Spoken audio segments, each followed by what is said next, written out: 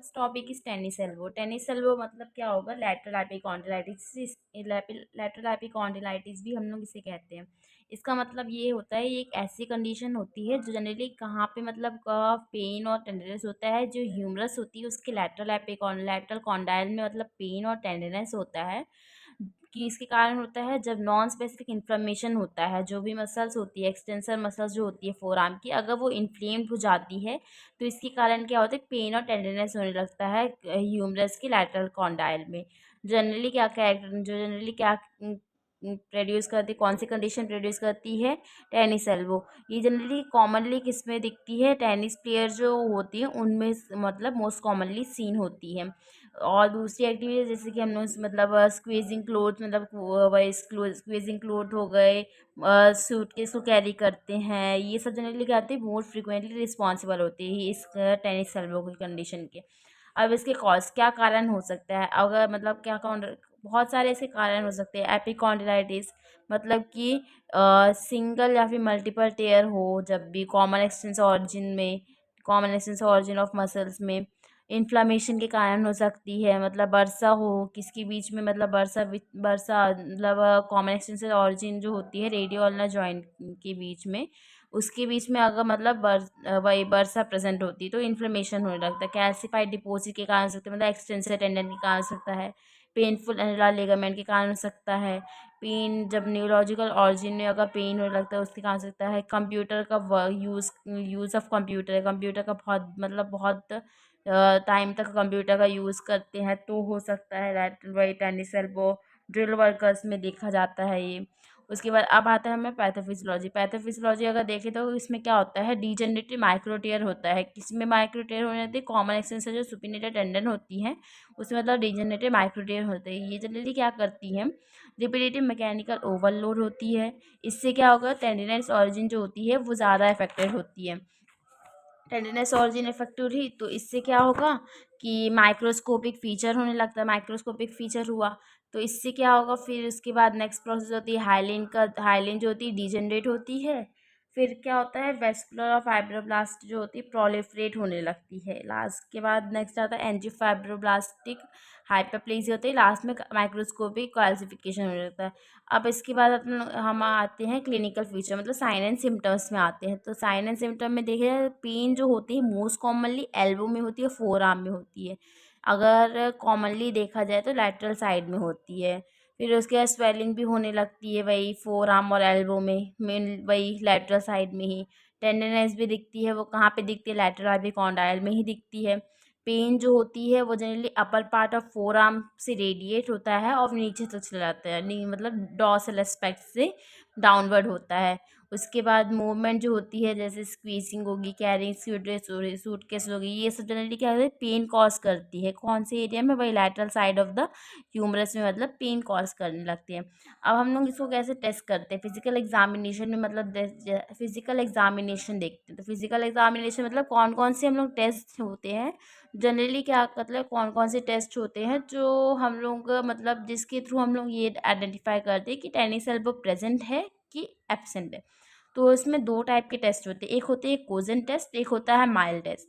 तो cogen test में क्या होती है? कोजन टेस्ट जो होती है कोजन मैन्युवर से मतलब टेस्टेड होता है क्लिनिकली। इसमें क्या होती है? पेन जो होती है एग्रीवेटेड होती है। एग्रीवेट कहाँ पे होती है? जो एक्सटेंसर टेंडन होती है वहाँ पे, मतलब पेन कब एग्रीवेट होती है? जब एक्सटेंशन टेंडन जो होती है वो स्ट्रेच में होती है, ठीक है। और पामर फ्लेक्चर जो होता है, पामर फ्लेक्चर होता है किसका? रेस्ट का। और का वो फिंगर का और रिस्ट का पामर फ्लेक्शन होना चाहिए। और फोर आर्म जो होती है प्रोनेटेड होती है। तो इससे क्या होते हैं कि मतलब पेन जो होती है एग्रीवेट होने लगती है। तो इस टेस्ट से अगर ये मतलब पेन अगर एग्रीवेट हो रहा है तो ये जो टेस्ट होगा कोजन टेस्ट होता है मतलब वो प्रेजेंट होता है, मतलब पॉजिटिव होता है। और पॉजिटिव हुआ तो दैट्स व्हाई टेनिस एल्बो जो होती है प्रेजेंट होती है। दूसरा हम लोग मैनुवर कैसे, दूसरा मैनुवर मतलब कैसे प्रेशर अप्लाइड करते हैं। कहाँ पे प्रेशर अप्लाइड करते हैं? डॉर्सल एस्पेक्ट जो होती है मिडल फिंगर में, किसके मतलब रेजिस्टेंस के अगेंस्ट हम लोग प्रेशर अप्लाइड करते हैं डॉर्सल स्पेक्ट्रम मिडल फिंगर में। जनरली पेन कॉज करती है लैटरल एपिकॉन्डाइल में, और मतलब उसके सराउंडिंग जो भी एरिया होती है उन सब में मतलब पेन कॉज करती है। तो इस टेस्ट को भी मतलब होएगा ये पॉजिटिव हुई। अगर पेन कॉज करे तो पॉजिटिव टेस्ट होती है, और अगर पेन नहीं कॉज हो रही तो नेगेटिव टेस्ट होती है। That confirm that tennis is present और एब्सेंट। एंड सेकेंड टेस्ट कौन सा होता है? Mild test. माइल्ड टेस्ट में क्या होती है? एल्बो जो होती है वो एक्सटेंशन में होने लगती होती है, और पैसिव रिस्ट फ्लेक्शन होता है, और प्रोनेशन होती है। पैसिव रिस्ट का पैसिव रिस्ट फ्लेक्शन होता है, प्रोनेशन होता है, जनरली पेन प्रोड्यूस करती है। अब हम लोग कैसे आइडेंटिफाई कर सकते हैं कि टेनिस एल्बो प्रेजेंट है कि नहीं है? तो इसमें बहुत सारे हम लोग टेस्ट कराते हैं। कौन कौन से? एक्सरे हो गया, सीटी स्कैन हो गए, एमआरआई होगी, डायबिटीज टेस्ट, थायराइड टेस्ट, जितने भी प्रकार के जो टेस्ट होते हैं कोई भी डिसीज़ को टेस्ट करने के लिए, सारा मतलब इसमें मेनली कॉमनली तो यही टेस्ट होते हैं, सीटी स्कैन, एमआरआई, ये सब। बाकी और भी लिख सकते हैं, ब्लड टेस्ट, बोन कल्चर, ये सब। उसके बाद अब ट्रीटमेंट में हम लोग देखेंगे कि पहले ट्रीटमेंट में कंजर्वेटिव ट्रीटमेंट नहीं, कंजर्वेटिव ट्रीटमेंट में पहले रेस्ट और पेन किलर, मतलब पहले तो रेस्ट देंगे, उसके रेस्ट और पेन किलर देंगे, टेनिस प्लेयर एक्सरसाइजेस कराएंगे, लाइट रैकेट दिया जाएगा, स्मॉलर ग्रिप दी जाती है, और एल्बो स्ट्रैप दी जाती है, ताकि जो एल्बो का जो मूवमेंट है वो धीरे धीरे मतलब इम्प्रूव हो सके। That's why. तो उसके बाद अब आता है एक्यूट। एक्यूट में हम लोग क्या है? रेस्ट देंगे। पहले तो फर्स्ट में रेस्ट देते हैं, फिर आइसिंग दे मतलब आइस पैक देते हैं 15 से 20 मिनट के लिए, फिर गारमेंट को कंप्रेस करेंगे, फिर अल्ट्रासाउंड दिया जाता है पल्स मोड में, और दूसरी मतलब और भी दूसरी मतलब वो पेन रिलीविंग मॉडलिटीज़ दी जाती हैं, जैसे SWD हो गई, टेंस हो गई, एक्सेट्रा।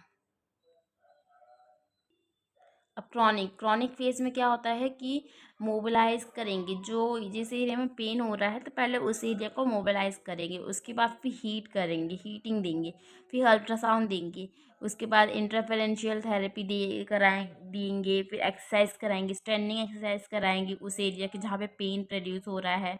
फिर वही टेनिस एल्बो बेल्ट और फिर टेनिस एल्बो स्प्लिंट, ये सब प्रोवाइड करते हैं ताकि मूवमेंट इंप्रूव हो सके। अब फिजियोथेरेपी मैनेजमेंट हम देखते हैं।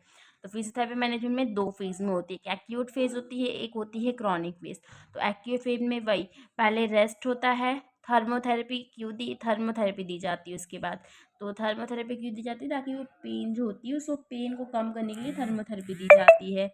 जैसे वही टेंस हो गया, एस डब्ल्यू डी हो गई, अल्ट्रासाउंड हो गई। उसके बाद क्रायोथेरेपी दी जाती है, ये भी जनरली पेन को रिड्यूस करती है। वही मतलब 15 से 20 मिनट के लिए दी जाती है, जहाँ पे भी टेंडरनेस प्रेजेंट होता है, मतलब वही lateral side of the humerus में। उसके बाद फिर वही इलेक्ट्रिकल स्टिमुलेशन दी जाती है, ये भी पेन को कम करती है। 15 से 20 मिनट के लिए दी जाती है। मसाज कराई जाती है, जेंटल हो गई, फ्रिक्शन मसाज हो गई। जेंटल मसाज फर्स्ट 10 डेज में कराते हैं, और फ्रिक्शन मसाज वही 15 डेज के बाद कराते हैं, नेक्स्ट 15 डेज में कराते हैं। उसके बाद बहुत सारी एक्सरसाइज कराई जाती है।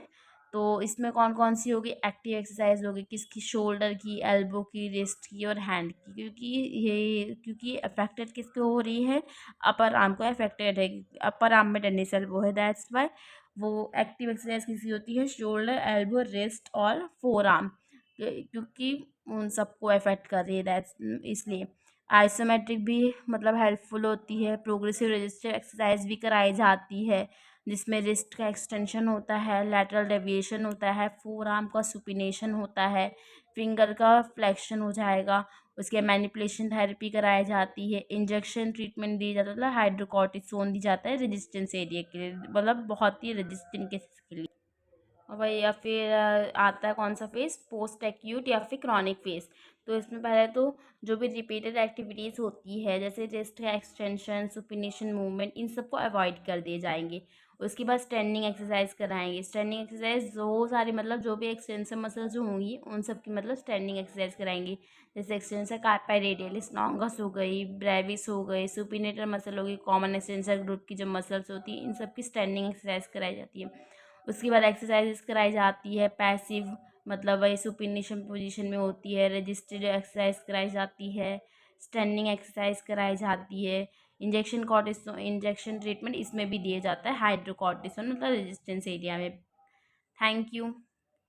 अरे थैंक यू। पसंद आए तो शेयर करो, लाइक करो एंड सब्सक्राइब करो।